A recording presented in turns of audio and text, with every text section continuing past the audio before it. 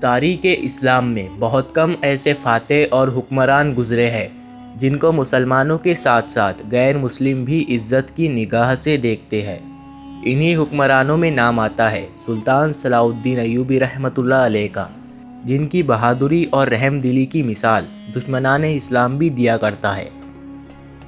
سلطان صلاح الدین ایوبی دنیا کے پہلے حکمران ہیں جنہوں نے سب سے زیادہ اسپتالوں اور اسکولوں کا نرمان کروایا۔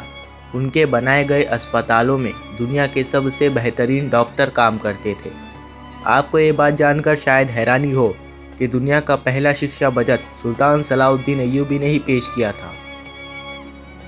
انہوں نے چھاتروں کے رہنے کے لیے ہاسٹل اور کینٹین کی شروعات کی، اسے آج پوری دنیا استعمال کرتی ہے۔ سلطان صلاح الدین ایوبی کے انصاف پسندی کا یہ عالم تھا کہ یہودی اور عیسائی بھی فیصلہ کرنے کے لیے ان کے دربار میں آتے تھے۔ سلطان صلاح الدین ایوبی عراق کے شہر تکریت میں پیدا ہوئے۔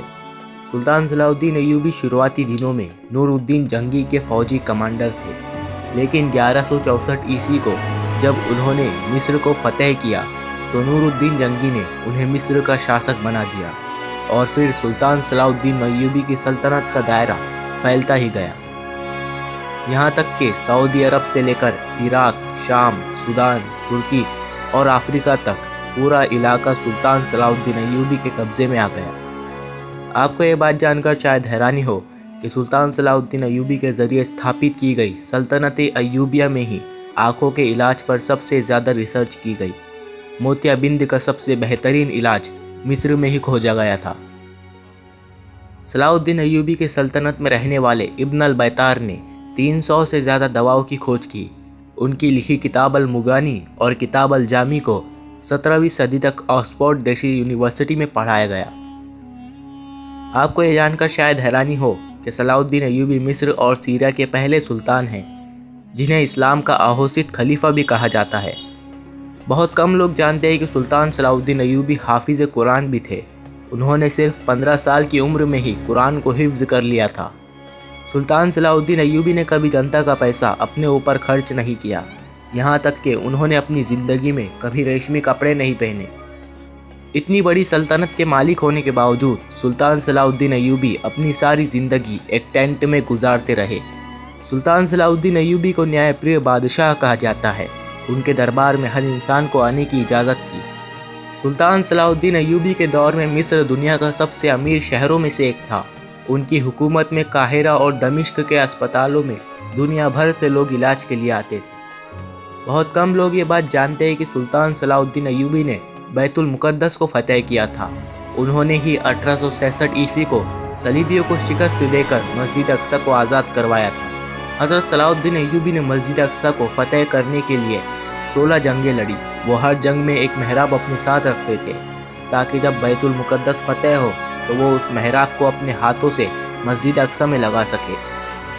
1187 عیسوی کو جب انہوں نے بیت المقدس کو فتح کیا تو یہ محراب انہی کے ہاتھوں مسجد اقصی میں نصب کیا گیا۔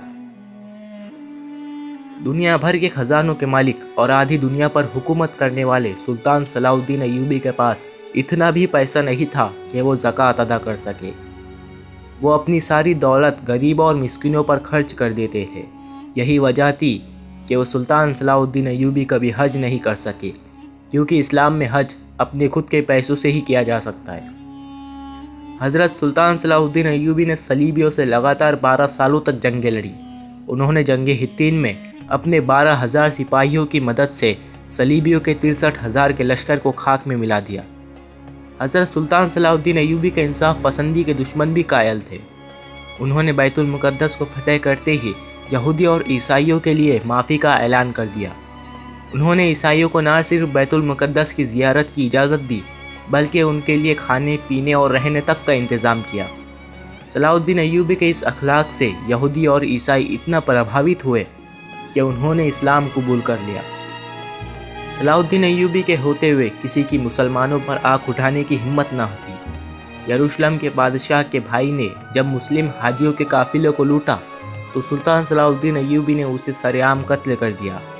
صلاح الدین ایوبی کے ذریعے آزاد کروائے گئے بیت المقدس پر مسلمانوں نے 750 سال حکومت کی، لیکن 1948 میں امریکہ، برطانیہ اور فرانس نے مل کر فلسطین میں ایک یہودی دیش اسرائیل کی استھاپنا کر دی اور بیت المقدس کے آدھے حصے پر یہودیوں نے قبضہ کر لیا۔ 1967 میں ہونے والی عرب اور اسرائیل کی جنگ میں باقی حصہ بھی یہودیوں کے قبضے میں چلا گیا۔ بیت المقدس مسلمانوں کا قبلہ اول تھا۔ مسلمان پہلے اسی کی طرف منہ کر کے نماز پڑھتے تھے۔ حضرت محمد صلی اللہ علیہ وسلم نے یہی سے معراج کا سفر طے کیا تھا اور مسجد اقصی میں ہی تمام نبیوں کی امامت کی تھی۔ سلطان صلاح الدین ایوبی نے اپنی ساری زندگی جنگ میں گزار دی۔ انہوں نے 100 سے زیادہ جنگیں لڑی اور زیادہ تر میں فتح حاصل کی۔ اگر یہ ویڈیو آپ کو اچھی لگی ہو تو اس ویڈیو کو لائک اور شیئر کرنا مت بھولنا، اور ایسے ہی اور بھی ویڈیوز دیکھنے کے لیے ہمارے چینل کو سبسکرائب کریں۔